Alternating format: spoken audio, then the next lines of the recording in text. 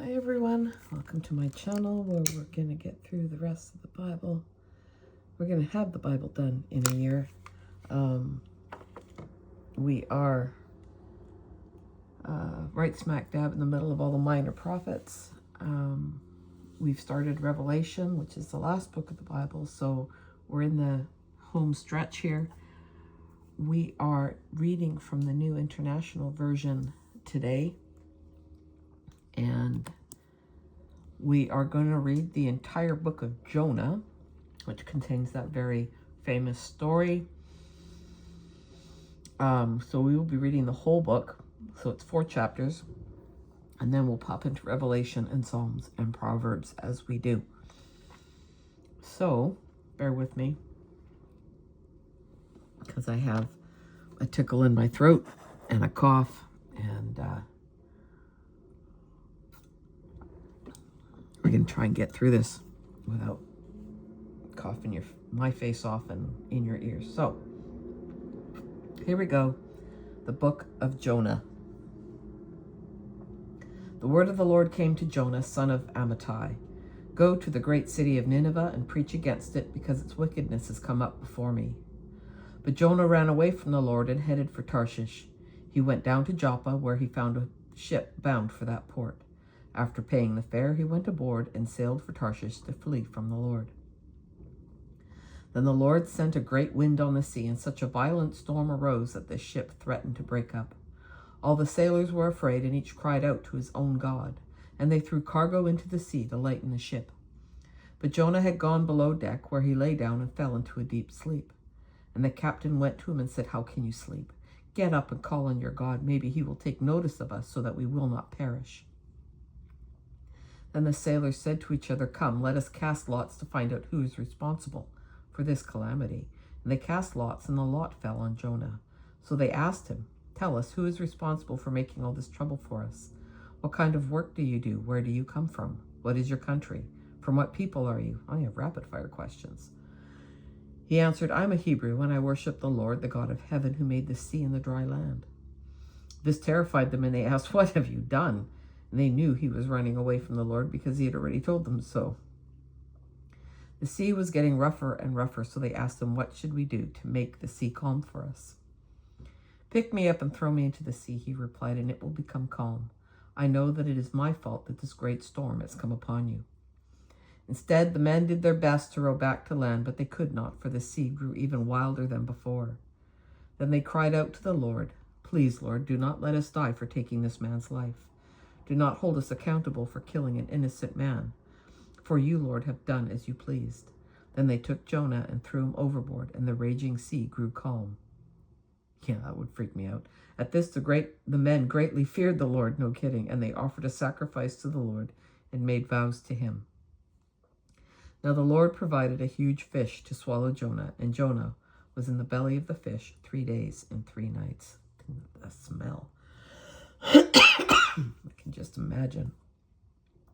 From inside the fish, Jonah prayed to the Lord his God, and he said, "In my distress, I called to the Lord, and he answered me. From deep in the realm of the dead, I called for help, and you listened to my cry. You hurled me into the depth, into the very heart of the seas, and the currents swirled about me. All your waves and breakers swept over me. I said, I have been banished from your sight, yet I will look again toward your holy temple. The engulfing waters threatened me, and deep surrounded me. Seaweed was wrapped around my head. To the roots of the mountains I sank down, and the earth became barred. The earth beneath barred me in forever. But you, Lord my God, brought my life up from the pit. When my life was ebbing away, I remembered you, Lord, and my prayer rose to you, to your holy temple. Those who cling to worthless idols turn away from God's love for them. But I, with shouts of grateful praise, will sacrifice to you. What I have vowed I will make good. I will say salvation comes from the Lord. And the Lord commanded the fish, and it vomited Noah onto dry land. Ugh. Gross. I'm sorry. Then the word of the Lord came to Jonah a second time. Go to the great city of Nineveh, and proclaim to it the message I give you. Jonah obeyed the word of the Lord and went to Nineveh. Now Nineveh was a very large city, and it took 3 days to go through it. Jonah began by going a day's journey into the city, proclaiming, 40 more days, and Nineveh will be overthrown. The Ninevites believed God, A fast was proclaimed, and all of them, from the greatest to the least, put on sackcloth. When Jonah's warning reached the king of Nineveh, he rose from his throne, took off his royal robes, and covered himself with sackcloth, and sat down in the dust. This is the proclamation he issued in Nineveh. By the decree of the king and his nobles, do not let people or animals, herds or flocks, taste anything. Do not let them eat or drink, but let people and animals be covered with sackcloth. Let everyone call urgently on God. Let them give up their evil ways and their violence. Who knows, God may yet relent and with compassion turn from his fierce anger, so that we will not perish. When God saw what they did and how they turned from their evil ways, he relented. It did not bring on them the destruction he had threatened. But to Jonah this seemed very wrong, and he became angry. He prayed to the Lord, "Isn't this what I said, Lord, when I was still at home? That is what I tried to forestall by fleeing to Tarshish. I knew that you are a gracious and compassionate God, slow to anger and abounding in love, a God who relents from sending calamity. Now, Lord, take away my life, for it is better for me to die than to live." But the Lord replied, "Is it right for you to be angry?" Jonah had gone out and sat in a place east of the city. And there he made himself a shelter, sat in its shade, and waited to see what would happen to the city. Morbid. Then the Lord provided a leafy plant and made it grow up over Jonah to give shade for his head to ease his discomfort.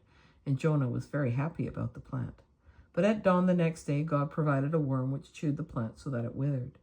When the sun rose, God provided a scorching east wind, and the sun blazed on Jonah's head so that he grew faint.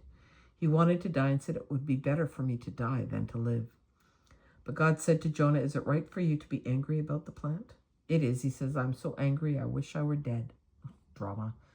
But the Lord said, "You have been concerned about this plant, though you did not tend it or make it grow. It sprang up overnight and died overnight.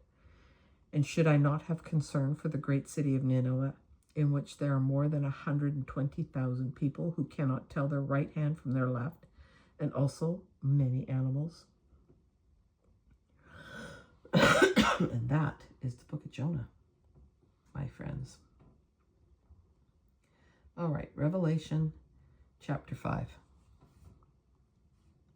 Then I saw in the right hand of him who sat on the throne a scroll with writing on both sides and sealed with 7 seals. And I saw a mighty angel proclaiming in a loud voice, "Who is worthy to break the seals and open the scroll?" But no one in heaven or on earth or under the earth could open the scroll or even look inside it. I wept and wept because no one was found who was worthy to open the scroll or look inside. Then one of the elders said to me, "Do not weep. See, the Lion of the tribe of Judah, the Root of David, has triumphed. He is able to open the scroll and its 7 seals."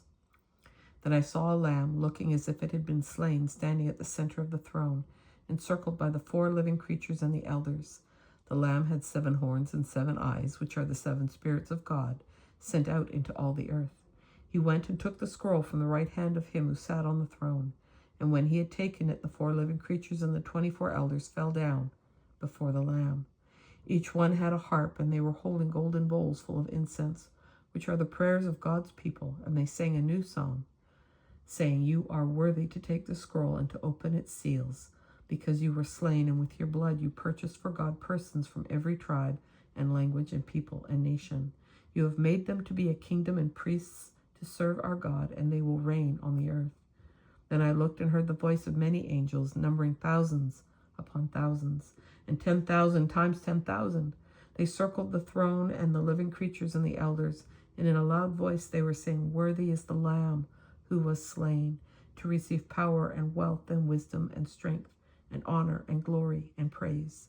Then I heard every creature in heaven and on earth and under the earth and on the sea and all that is in them saying, "To him who sits on the throne and to the Lamb be praise and honor and glory and power forever and ever." The 4 living creatures said, "Amen," and the elders fell down and worshipped.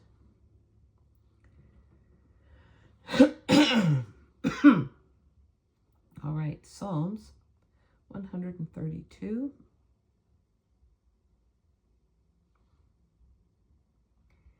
Nope, 133. How good and pleasant it is when God's people live together in unity.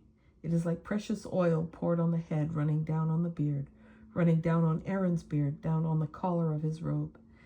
It is It is as if the dew of Hermon were falling on Mount Zion, for there the Lord bestows his blessing, even life forevermore. And now we finish up Proverbs 29 by reading the last two verses, 26 and 27. Many seek an audience with a ruler, but it is from the Lord that one gets justice. The righteous detest the dishonest, and the wicked detest the upright.